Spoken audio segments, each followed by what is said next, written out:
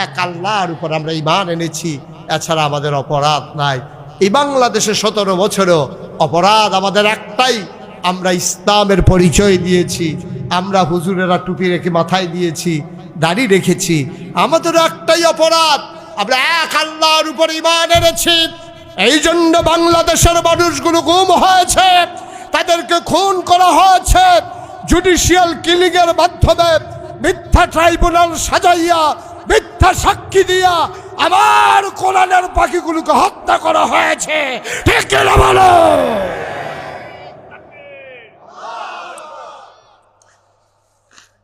অপরাধ একটাই, আমরা এক আল্লাহর উপর ঈমান এনেছি, এর বাইরে আমাদের কোনো অপরাধ নাই। তোমরা কেন আজকে নিষ্পেষিত হয়েছ?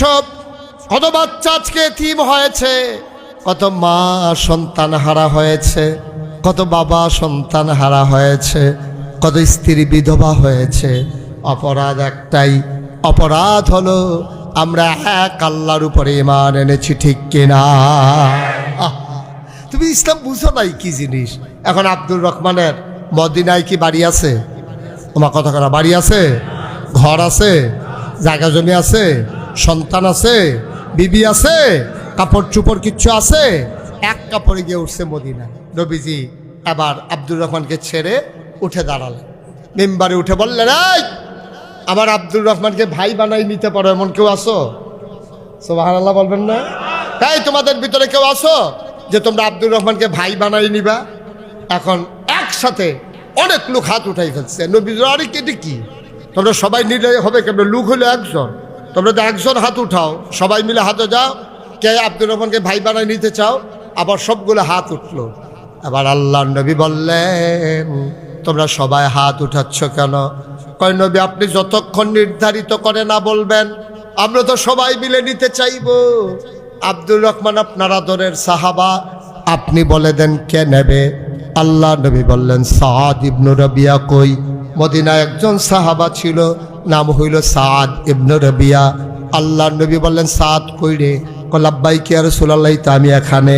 কয় তুমি তো গত ফিরতিতে ভাই চাইছিলা, আমি দিতে পারি নাই, জোর ভাই দিইনি ভাই, আমি তোমারে দিতে পারি নাই, আজকে থেকে আব্দুর রহমান তোমার ভাই। কথা বলবেন, আব্দুর রহমান তোমার ভাই। একটু আজান দিতে হবে না? ওকে, থ্যাংক ইউ। সবাই কনা আমিন। আপনি কি, আপনার কি উনিও আজান দিব? আজান দিবে? হ্যাঁ,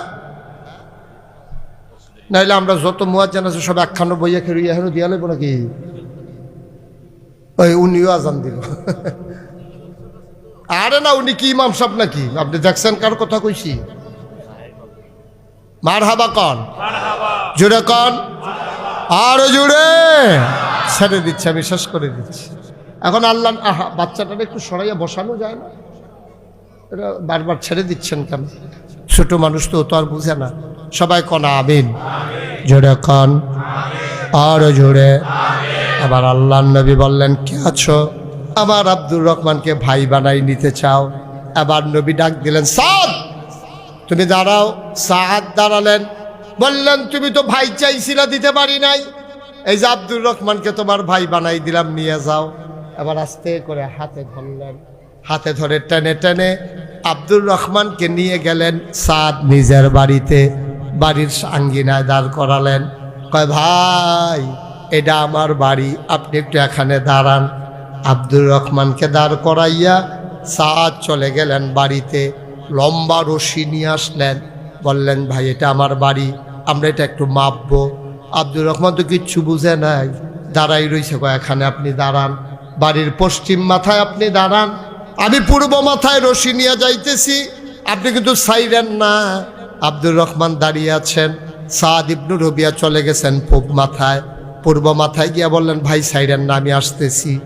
এখন আব্দুর রহমান ইবনে আউফের কাছে সাদ দৌড়ে আসলেন রশির মাথা নিয়ে। এখন মাঝামাঝি রশিরা পড়ে আছে, ভাই ধরেন, এখানে দুইটা খোঁটা বসাই দেই আমরা। এটা কি করতেছেন?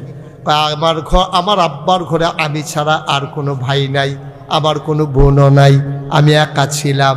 এখন তো নবীজি আপনারে ভাই বানাই দিছে, এখন তো এই বাড়ি আমার একার না, এই বাড়িটারে ভাগ করে নিলাম সমানে সমান।